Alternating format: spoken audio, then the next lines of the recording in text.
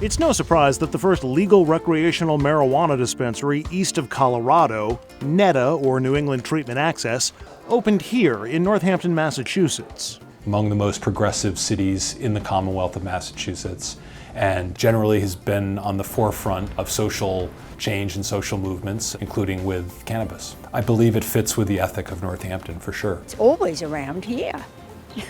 It's always around a lot of places. Around this area, it was always here and it was always happening. So maybe now everybody's a little bit more relaxed about it. Marijuana was definitely a part of Northampton before the dispensary, absolutely.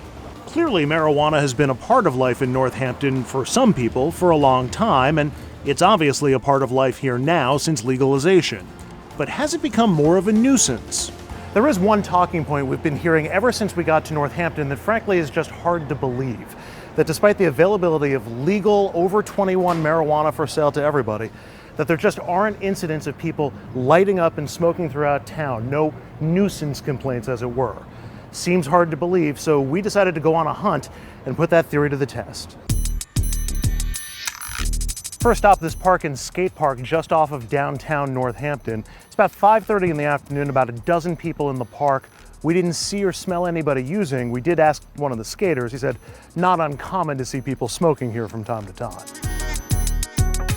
Next, we came here to Look Park. It's 150 acres of open spaces, playgrounds, campsites, even a train ride for the kids and pedal boats. We saw a lot happening in the park.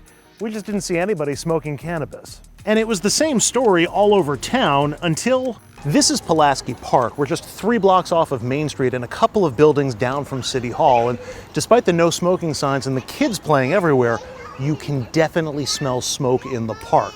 What we don't know is if that's a result of legalization. Some people have told us it's a relatively new phenomenon, people smoking here. Others say it's been happening for a long, long time.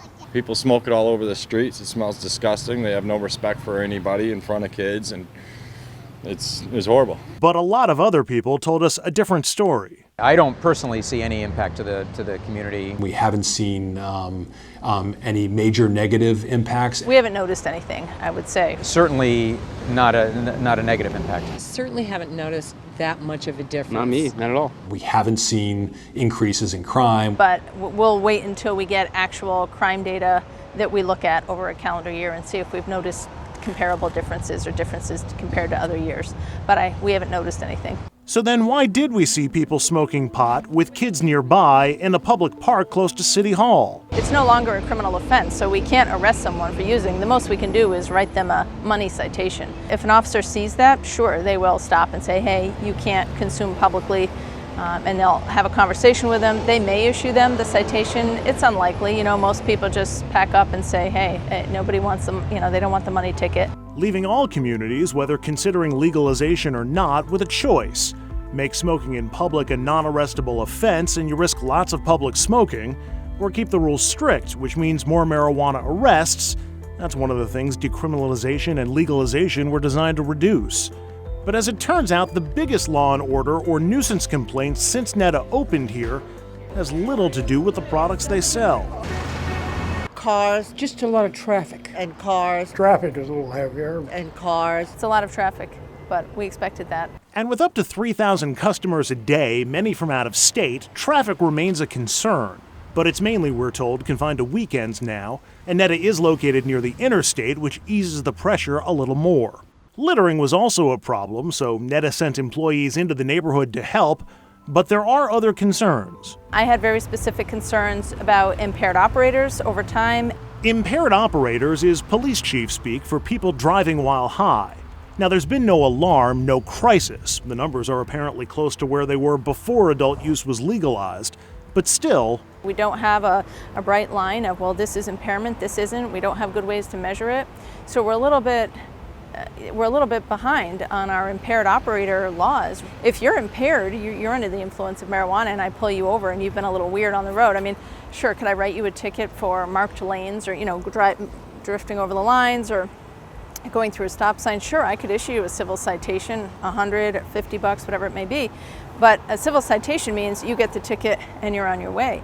When we're dealing with an impaired operator, I need to get you off the road. You're a danger. And right now, the laws related to marijuana impairment just don't work like they do with alcohol. If I pull you over for impaired operation of alcohol, I say to you, you have to take a breathalyzer test. If you refuse, I'm going to take your license away for kind of a long time.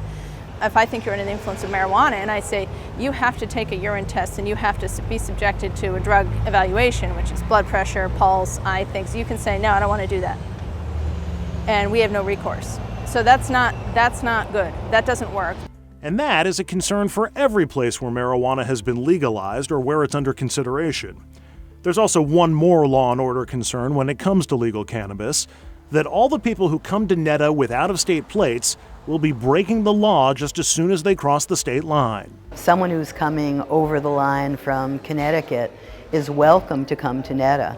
But what we also say to that customer, you know you can't take cannabis across state lines. We don't focus on what people are doing with marijuana once they get it. I think that's beyond our span of control. I can't predict what people are going to do with things that they get.